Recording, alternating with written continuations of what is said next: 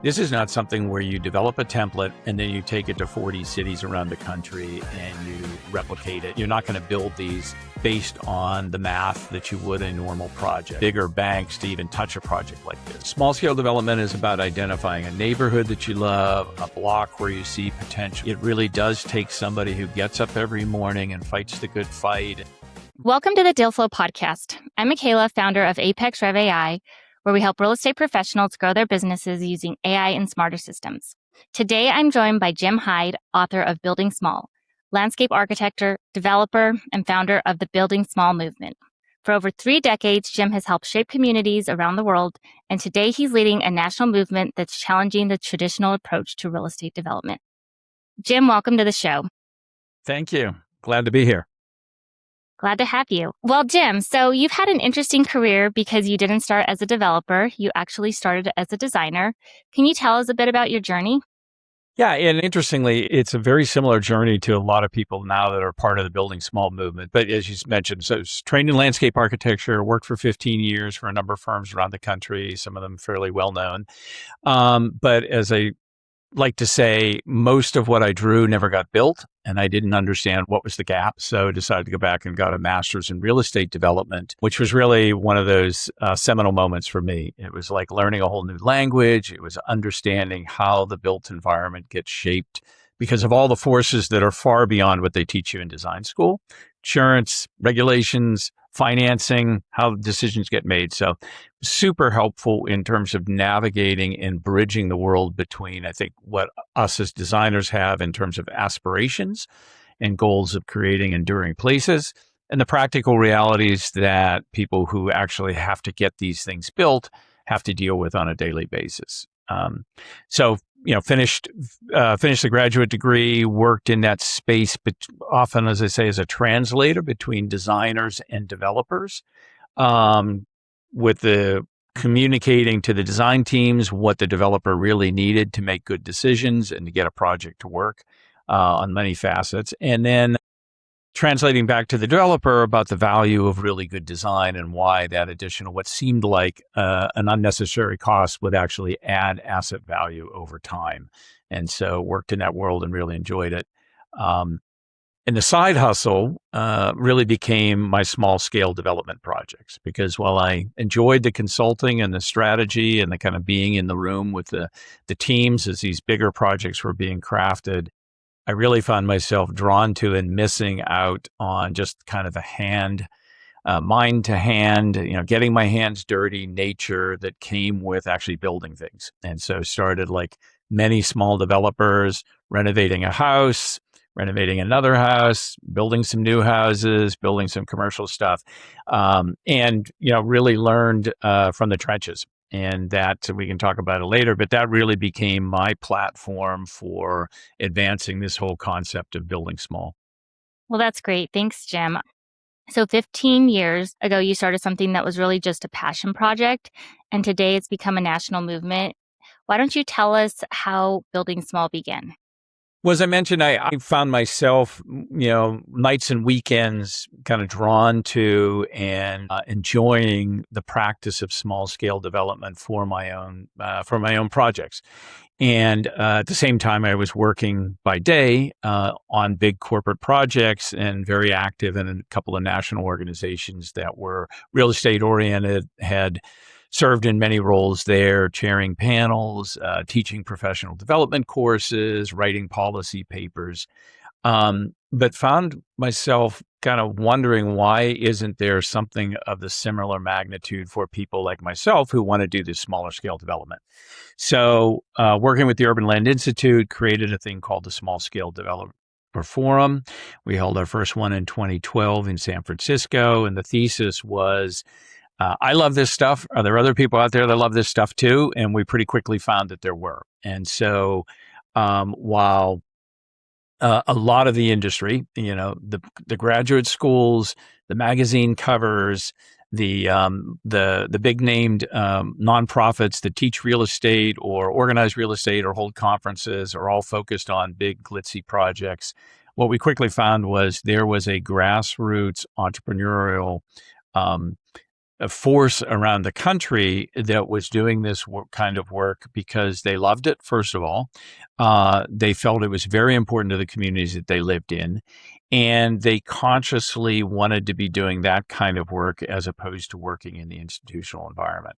So what started as a couple of gatherings, a couple times a year, grew into the book, as you mentioned, Building Small. And that was a bit of a story about what I had seen at the first 8 forums and the lessons I had heard from these incredible people who were doing, amazing work, significant impact in their communities, transformational in neighborhoods, and were doing it, themselves. And they weren't getting any help. They weren't getting help from the regulators. They weren't getting any help from the banks, and yet they were still persevering and getting it done. And I just felt like it's a story that's got to be told. Somebody's got to tell the story not only of these projects, but how the aggregate impact of these smaller moves is actually pretty significant and very beneficial. So the book came out. It became, it seemed to fill a void in the marketplace where a lot of people that I meet now say, oh my God, it was so inspiring. It's what I'd always wanted to do. I could never find anything like this. Thank you. This has been so helpful. And at that point, we really started to take the small scale forum to another level.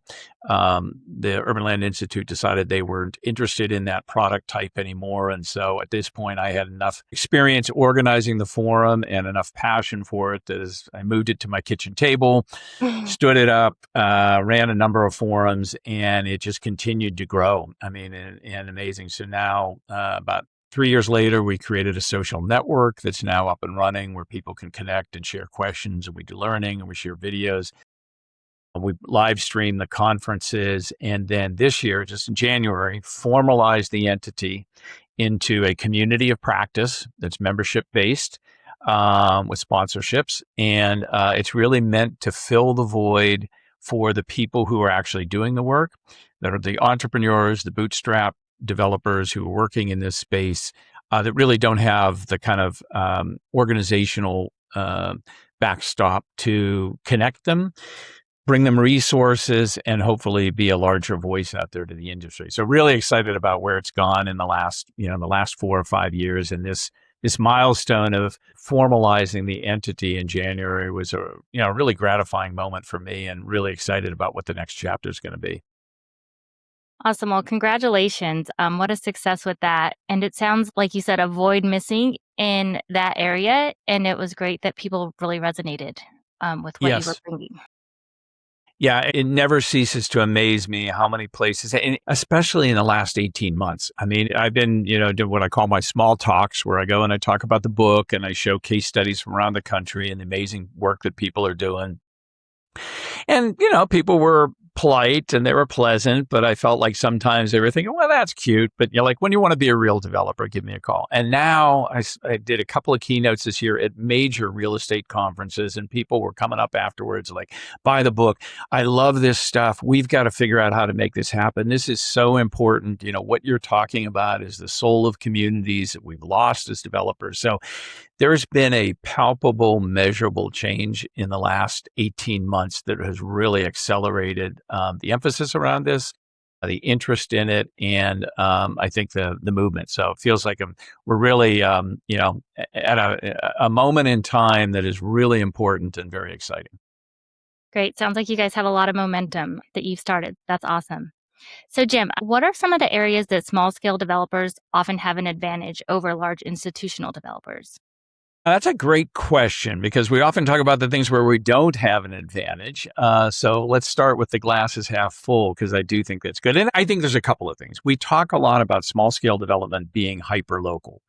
And one of the things about small scale development that I think for somebody who is interested in this work has to recognize, this is not something where you develop a template and then you take it to 40 cities around the country and you replicate it, without really paying attention. It's just, okay, this is my model.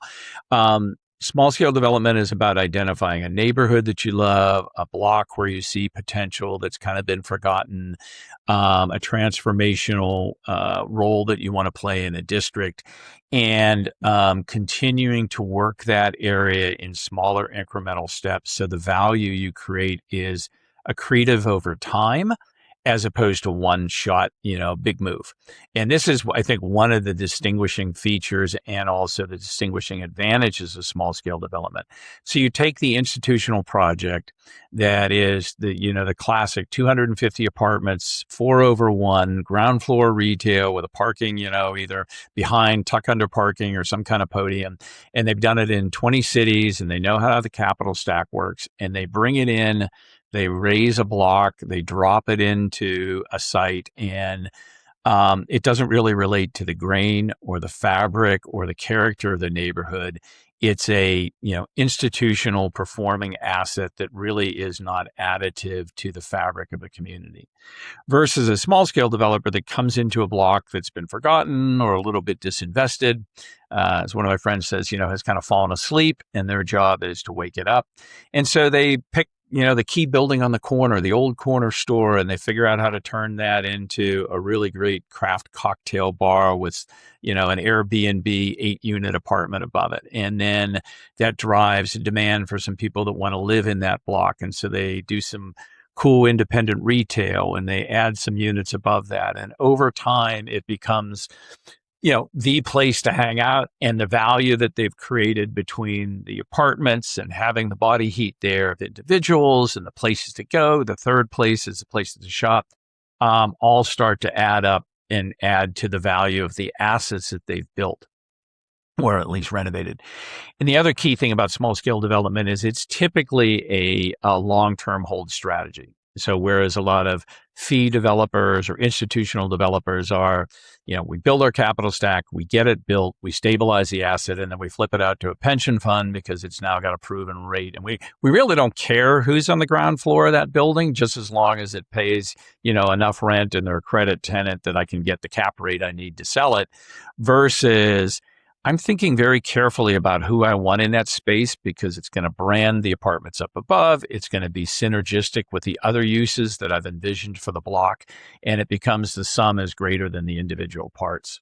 So there's a lot of things about that. And so the advantage is, you know the block, you know what's missing, you're constantly working that to create value. And then along the way, you're building relationships and you're building brand of being somebody who's adding to the community. So whereas somebody coming in that wants to do their formula project is going to run into a bunch of problems getting approved. And so they're going to spend a lot of money on attorneys and there's going to be a lot of tension in the community and it's ultimately going to get approved because they got deep enough pockets. Instead, you've got somebody who is listening to the community, who's adding to the community and caring about the community and building relationships and friendships, and people are seeing the benefits of what they're doing in terms of employment, in terms of community wealth, in terms of community brand. So that's one of the big ones. The other one is you are the face of the project. And you see this, you see the out-of-town and the institutional developers, they hire their law firms, they hire their architects, they come in, they know better, they tell the community what they need, versus a small developer who lives there. And it's like, okay, well, I live here and I care. What is it? No, okay, well, that's an issue. Let me see how I can think about that. And so there's because they're more emotionally invested, it can be more taxing. But I also think because they are emotionally invested, they have a way to navigate through some neighborhoods that may be tougher to get things approved because they're actually working in the community to be part of that and build value over time. So I'll stop there. Those are two of the better ones, I'd say. No, that is great. And to me, what really stood out is just the intentionality of it. Yes, that's a great word, and I'm glad because I use it a lot. I think intentionality. I think the other word that I use a lot is agility. And so, you've redeveloped one block and it's become kind of iconic in terms of the catalytic effect it has for that particular block. And then an opportunity comes up with another building and it's like, wow, that would really be additive. Let me see what I can do. And so you're agile enough and quick enough to be able to work that into the program. Versus I had one small developer talk at one of our projects. And he said, I'm an investment committee of one. I don't have to go up the ladder with my proposition and what's going to be the returns. It's like, this is a great opportunity. It's in a long view that I have for this particular area. It's additive and I can move quickly. That agility also applies to when you're in construction and you uncover something in the building you didn't expect. Wow, that brick wall that we didn't know was there is going to be such a great backdrop. We've got to include that. And then it also is agile in terms of tenants. You're not beholden to some formula. Well, it's got to be a credit tenant and they've got to have this size balance sheet. It's like, I want somebody who's really special, who shares the values of this neighborhood, is going to be additive. Let's figure out how we can partner together to create something really great on the ground floor of this building. So tensionality and agility, I think, are really, would be really good ways to describe what we do. I like that. And I appreciate the visual that you gave us. So that was great. I loved hearing that and you giving us some examples of what that looks like. Awesome. So, okay, let's talk about now we're going to just kind of shift more into some things that are current. You've been giving presentations all over the country, and you mentioned that over the last 2 years, you've seen a huge shift in how people are thinking about development. One thing you brought up was momentum around regulatory changes that make smaller developments more feasible. Can you explain that to us? Yeah, so I'll frame this in a couple of ways. So when I wrote the book and having done the forums, it didn't matter where you went, mature city, emerging suburban city, small rural town, red city, blue city, Rust Belt city, growing city. It didn't matter. There were two primary barriers that every small developer faced, and it was capital and regulations.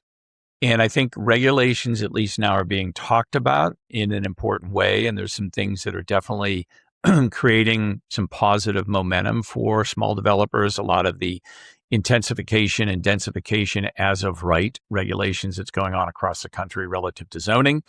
And then the other one is the single staircase egress for, especially for multifamily of a smaller size, which is kind of the sweet spot that small developers want to do if they're focused on residential. And a lot of them are focused on residential because it's one place where the economics are somewhat, reliable and can be proven out. So I think the regulatory environment is improving on paper.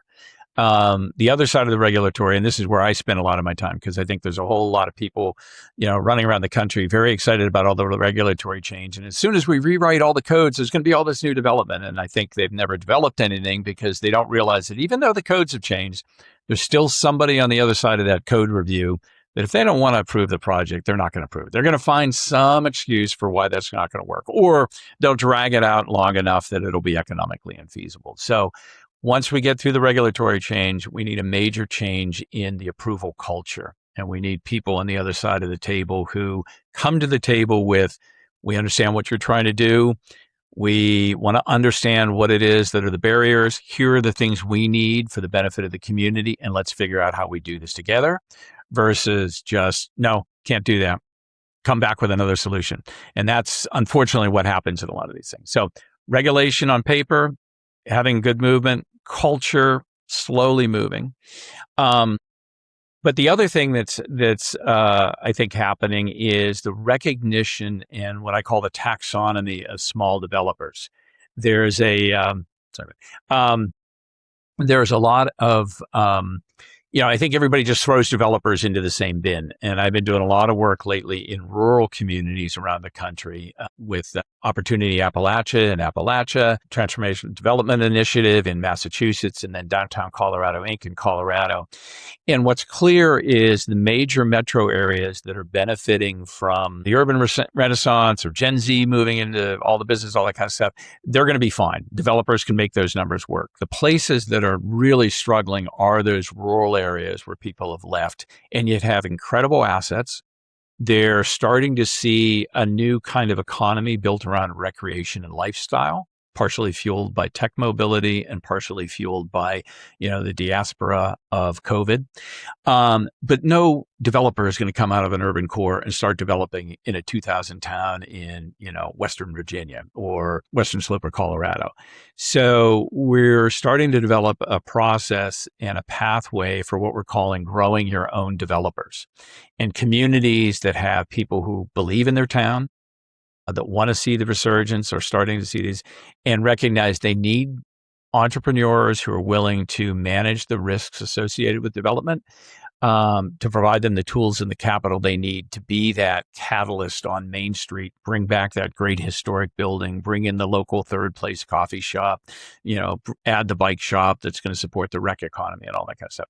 So this is all really exciting, but it's also daunting because the capital sources aren't there. It takes people who are, again, entrepreneurial by nature, but they've got to learn the art of real estate development and walking them through that process. And so I think that's our next frontier, is not only supporting developers who are in established markets and can kind of make the math work, but really helping to grow this third tier of what we call accidental developers or homegrown developers who are not seeking a career in real estate development, but they want to do real estate development as a vehicle for positive change in the communities in which they live that have been left behind by so many of the other economic forces around the country. Awesome. So, what do you think these recent changes mean for developers in the local communities, right? What are you most excited about with these changes? Well, I think there's a recognition of how important this is going to be. And I think there's a recognition that these kind of catalytic projects are not going to occur by committee. It really does take somebody who gets up every morning and fights the good fight and deals with the the intestinal fortitude of taking the risk and signing a personal guarantee. So they've got to build a safety net to at least help and encourage them. And then the next thing is just the financial products that are needed to make these projects real. And in many ways, the but for money, because you're not going to build these based on the math that you would a normal project. There's a lack of comps, which, everybody needs in order to get the project financed. And there's a leeriness, I think, by the bigger banks to even touch a project like this. So, and with the loss of community banks who were really kind of the vehicle by which these things got funded, the demise of those or the consolidation of those, it's become harder and harder. So things like CDFIs seem to be the new frontier, or the shiny hope out there, because they are built for that purpose, and they are, as one of them said, we see opportunity where others see risk. I'm hopeful that there's a lot of possibility there. And then the other will be impact investors, creating the kind of vehicles that people who live in the community, who've maybe done well, that want to be part of supporting a local entrepreneur to be that catalyst of change, can have the vehicle to put funding into these projects because they want to be part of, bringing back the town where they grew up and that had been good to them and they made some money. They're not going to take the risk. They're not going to do the development deal. But if they got somebody bright enough and has the right demonstrated skills to execute, they'd be willing to step in behind them and support them. And so I think formalizing that process. One of the things that's interesting in Appalachia, there's a group that's working on a thing called a co-developer model. So it's a step further than a mentor. So you've got somebody who's got a good project, maybe doesn't have experience. Sure, you could find a mentor who'll look over your shoulder and give you advice. Can you find somebody who's got that experience that will be willing to JV with you on that project, so that you're learning, but they're there in a much more formalized, backstop way? And I think that's a really exciting concept that could be very helpful for some of these pioneering projects and helping to build capacity for these accidental developers and small town developers doing really important work. So it sounds like these regulatory changes really can reshape these communities in the near future, next decade for sure. Yeah, I think it is starting to. I think Incremental Development Alliance calls it clearing the way. So the regulations don't make it easy, but they make it possible. Let's put it that way. And so just getting that out of the way, so now you can start to do some of these more creative things. You still have to go through all the hurdles that are incumbent in the development, but now it's not precluded. It's at least there's a path there to start the process. Okay, that's great. Okay, so speaking of trends, now we're going to jump into AI. What's your honest opinion on AI, and do you use it in your day-to-day work? If you'd asked me that question 4 months ago, I was, what's this AI stuff? Oh my God. I finally had to do a deep dive, and I am so blown away by, it is scary. how powerful it is. So as an entrepreneur, as a solopreneur, as somebody who, you know, thin margins, so you're trying to do as much of it as you can and not outsource a lot of stuff. I think it's incredibly powerful. The key is knowing how to use it. And so, I mean, I'm probably a base level user, but what I found just in the last, I would say last 30 days, the way that is, I was describing this to somebody, the way that it is liberated, the way that I can work and spend my time has been absolutely phenomenal. So where I would agonize over a document or a report, A, that I had to read, or B, that I had to create, um, I've worked with it enough now that it kind of knows what I'm looking for and what I need, and so it can. I had it summarize a 250-page general plan into 5 pages and the 4 key things I needed to know for a project I was looking at. And sure, you have to vet it a little bit, but it cuts through so much of the noise and gets to the essence very quickly. So from that standpoint, it's huge. The other thing I did, and I hope my attorney's not listening, I had to draft an operating agreement for a new entity I created. And it was, not only was it powerful because it removed the cost of having an attorney involved. And I did have him review it after we had created it.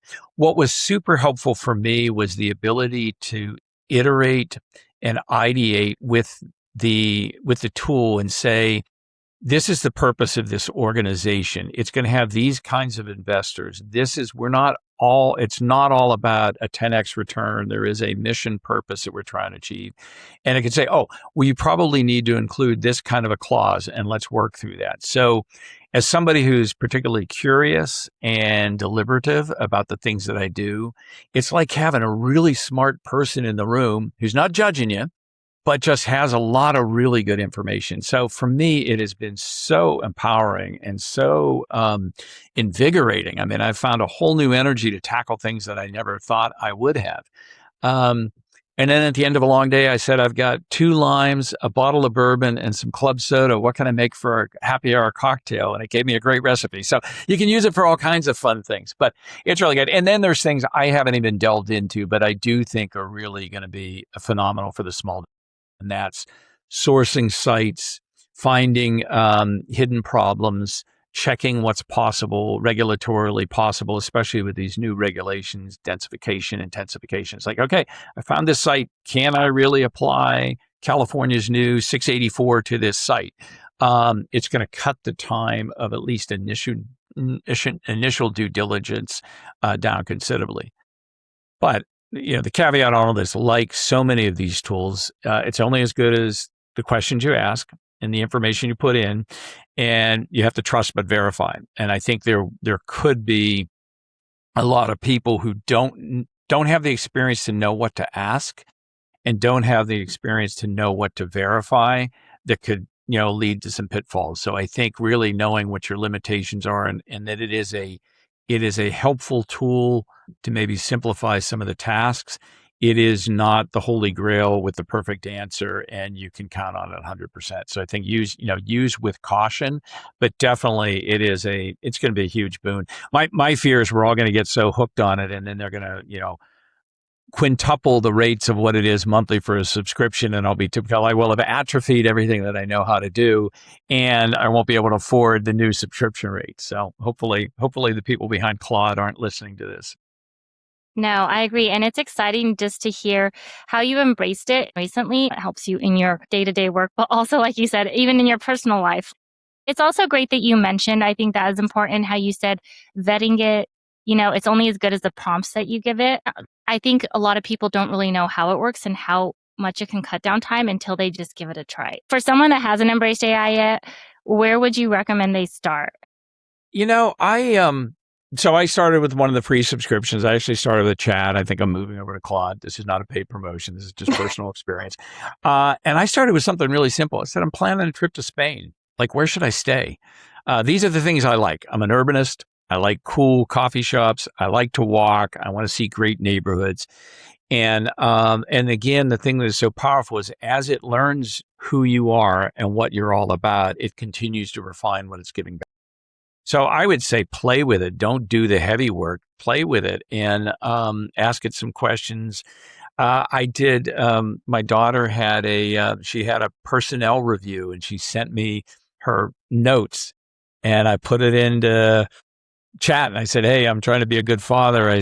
My daughter sent me this for her personnel review. What should I tell her?" And it was great. It was like, this kind of sounds like a high school student wrote this. This was a little too emotional. You want to focus on these things. So its ability, again, to cut through the noise and level the field. So I would say just playing with things like that. Then once you understand how it works and maybe get beyond it, it is a bit sycophantic. So you have to sort of say, okay, stop making me feel so good. Just a little, make me feel good a little bit, but not so, and then start to use it for tools. So one of the things, and we'll talk about the forum, one of the recent forums, I said, I run this program. They're small scale developers. They're urbanists. They love transformative development. We're going to this city.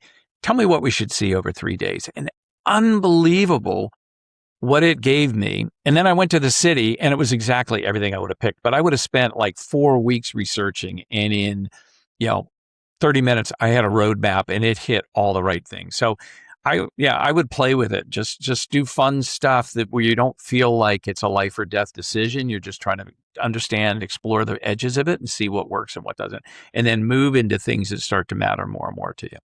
Yeah, great advice for sure. I love that. So, Jim, you've been a number of things. You've been a designer, a developer, an author, an entrepreneur, a speaker, and now you've built an entire movement. So out of everything you've done, what fulfills you the most today? I think the inspiration, I think seeing people get inspired. I keep coming back to that.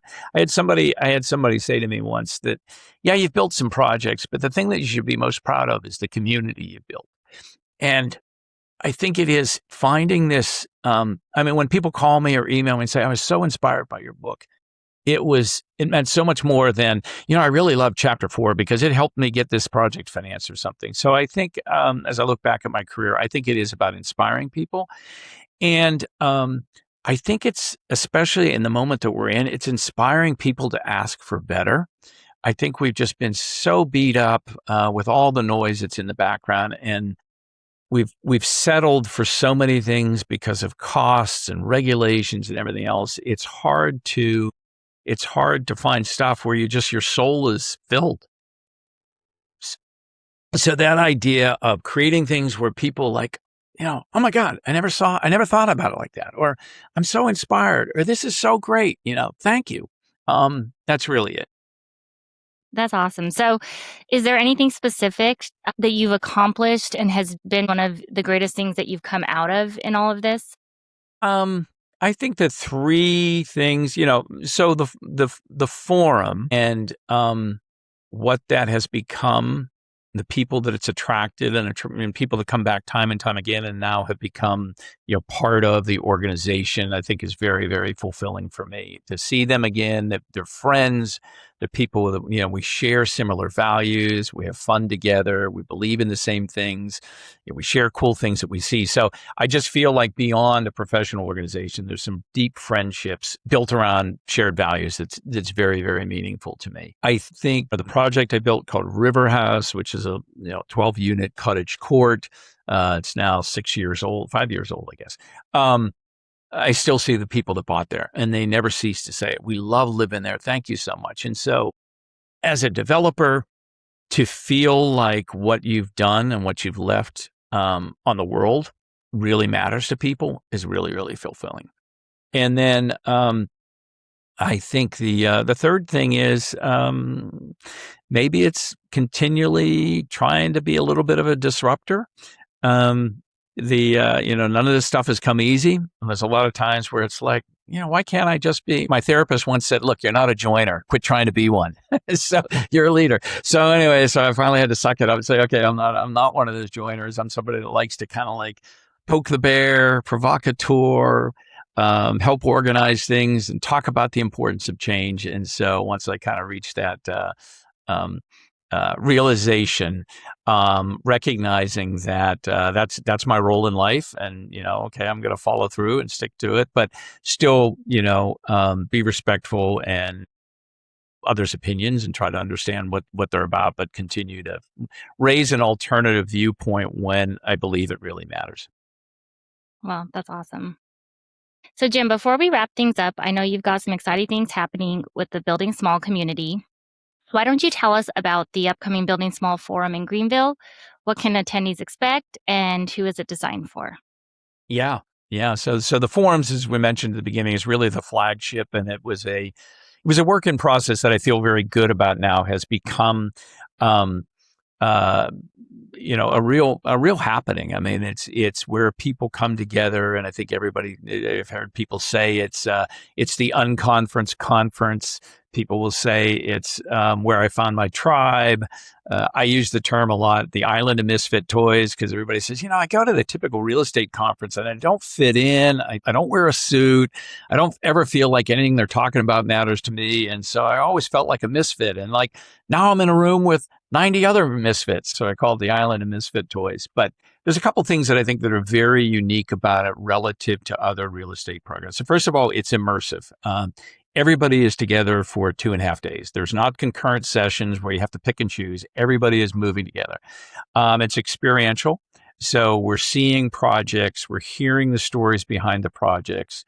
We typically weave a story of the neighborhood or the context by where those projects sit, and the policy forces, the economic forces, the political forces that set the table for those projects, and then the pioneers that came in and made them happen, and what they learned, good and bad. This is not a chamber of commerce session. Well, everything's beautiful. Look at how great it is. There's some really tough lessons and things that didn't work, and you always learn more by the ones that didn't work than the ones that did. And so we really try to unearth those. And then it's also very social. I used to plan every minute that we were together because I'm thinking, wow, people are flying all this way and they're spending a lot of money for the registration. I got to make sure they get some real value. And some of the tours used to be called the Death March because we're like, are we walking more? Are we going again? And so I started backing off a little bit. Lunches got a little longer, wouldn't have a speaker. And the thing that came back time and time again was I love the networking moments. I got a chance to talk to people in depth and build some relationships. And the other thing that's important is it's 80 or 90 people. So you're not lost in the room with people kind of, you go to so many conferences and you don't know anybody, you don't feel like you fit in. There's a magic that happens that I never see anybody standing off on the corner looking at their phone. I mean, there's a real magic and energy that happens and people feel connected. And that's why, I'm happy to say the one that's coming up, sold out in 2 weeks. I mean, I barely had it up and completely sold out. And 60% of the people that are coming, actually more than that, 70% of the people that are coming have been to 3 or more of these. So there's a thing where people want to get in, they want to be a part of it, and they find value in returning time and again. Part of that value is also we go to a different city every time. So every time is a new curated program where you're seeing behind the curtain of a very unique place. The story I often tell, everybody knows the United Hemispheres magazine, 3 perfect days in, Mumbai or 3 perfect days in New York. I call this 3 perfect days if you're a small scale developer, because it's like, if that's what you really love, you can fly into the city, you see all the coolest stuff with all the coolest people, and you can go back out again and you feel like you've really gotten to know the city. So that's what it's all about. And I'm really excited. So as I mentioned, the one in October will be in Greenville, South Carolina. We can talk a little bit about it. People can still participate virtually. We do live stream. And then the one in the spring, mid to late May, will be Columbus, Ohio. So if you like what you hear in this, put that on your calendar. In Columbus, I was there recently. One of our board members is there, former council member. Amazing stuff going on there too. So really, it'll be a really fun city and a lot of cool stuff to see. Well, it sounds very exciting, Jim, and what a great network and community you've built. And so another thing you also mentioned was the Small Scholar Program. Yes. I thought that was such a great initiative. Can you tell us about what it is and who should consider applying to that? Yeah, I love this story because it speaks to what we talked about earlier, intentionality and agility. And it was probably 2022. One of our longstanding participants, real supporter of the program, Michael Lander, said to me one day, hey, I really want to buy an extra registration so somebody who couldn't attend could join us. I said, wow, that's a great idea. So anyway, we put together a thing, put out a little call for entries. We had some people locally apply, picked one, and it came. And everybody loved it so much that we did it again and again. And it's all grassroots funded. So the attendees add a little to the registration, or they pay for an extra registration. And that led to the Small Scholar Program. We've been partnering lately with the local ULI district councils. So in the case of Greenville, South Carolina, ULI South Carolina is actually sponsoring 2 scholarships.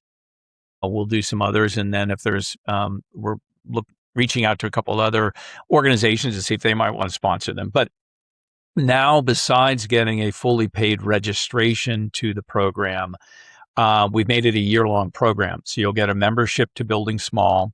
You'll get some coaching time. You'll get to participate in some offline kind of cohort conversations. And you'll get access to one of the things that we've been doing since 2022 is recording. Well, we live stream the forums, which we can talk about in a minute, but that ultimately leads to recordings. So now we have over 50 hours of sessions recorded and available as what we call the after ticket. And that's a paid ticket, but as a small scholar, every month you'll get access to view one of those that we'll put up for small scholars to see only. And they're really great. They're really well produced. And we're really excited to have, for all the work that goes into the program, it's great to have them memorialized in a recording. So we'll have access to that.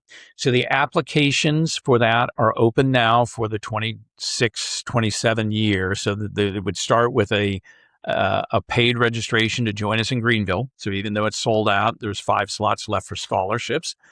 And then it'll carry through the year with the membership and some of the other benefits that I talked about.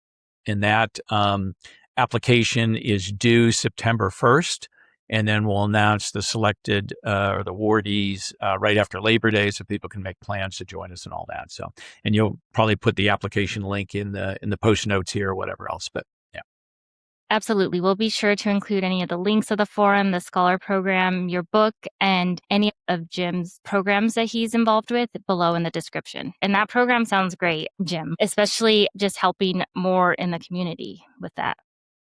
well, we wanted to do 2 things. To just a quick footnote was, it's a 2-way street. We wanted people coming in who were passionate, emerging, promising developers to be in the room and help bring up things in conversation that we as experienced developers or whatever might be forgetting about. And so we talk about the selection criteria is people that will add to the conversation through their experiences or through their vision and mission. And it's not like, oh, come on in, we'll train you, let us help you out. It really is meant to be building a relationship and building capacity on both sides of the aisle. The other thing, one of the other benefits is if you are selected as a scholar, you have for the next 5 programs a deeply discounted rate to come back, because we want people to be there more than once. So each of the forums, then you can attend at a much lower. It's nice to see people come back and continue to build those relationships. So for someone listening today who wants to make an impact in their community, but feel like they're too small to make a difference, what advice would you give them? Well, I think, first of all, be curious, do your homework. The book is a great place to start because it at least explains why this stuff matters and why it's important. But the other thing is, I think creating community dialogues, one of the biggest things that I talk about when I go to communities, I hear the same thing all the time. We want locally owned shops. We want walkable communities. We want vital main streets. We want diversity of housing options. And my response always is, yeah, but do you know how hard you have made it? So it's the classic definition of insanity, doing the same thing over and over again and expecting a different outcome. So if you are not going to be willing to let somebody experiment and know that a couple of those experiments may not work, but some of them may bring some breakthroughs that are actually really good, that's what we've got to get back to, a place where we're willing to try things and not make the perfect the enemy of the good. There's so many of these places. I call it stump the chump. I go to these public meetings and they're like, well, what if this happens? Well, what if it's Super Bowl Sunday and everybody's parked on the street and a fire truck can't get through? It's like, well, yeah, no, that's probably not going to work, but we don't need to design every street as wide to accommodate that one scenario. So I think people have got to be rational. They've got to be willing to experiment, and we got to be willing to try because we know what we've been doing is not working terribly well. And so I think that's it. I think having an open mind, being willing to try some experiments, create some positive conversations in the community, and yeah, support people that are trying to be entrepreneurs and innovators with positive energy, not just, barriers. Yes. Well, that's awesome. For our listeners that want to connect with Jim, we will put all of his information, his website, his book, the forum, the scholarship program, all in the description below. And thank you again for joining us, Jim, today. Great insights. I love your story. I love what you're building. It's been great to talk with you about it. And thank you so much for sharing everything. Well, thanks for the opportunity. I hope your listeners enjoyed this. I hope we'll see some new followers on any one of our platforms. And, I hope we just continue the momentum. And, 10 years from now, we can talk about how much, remember that conversation we had when we were just getting started? Look at how much has changed. So that's the aspirational goal there. Absolutely. I'm excited and good luck with everything, Jim. And thank you again to our listeners for tuning into the Deal Flow. We will see you on our next episode.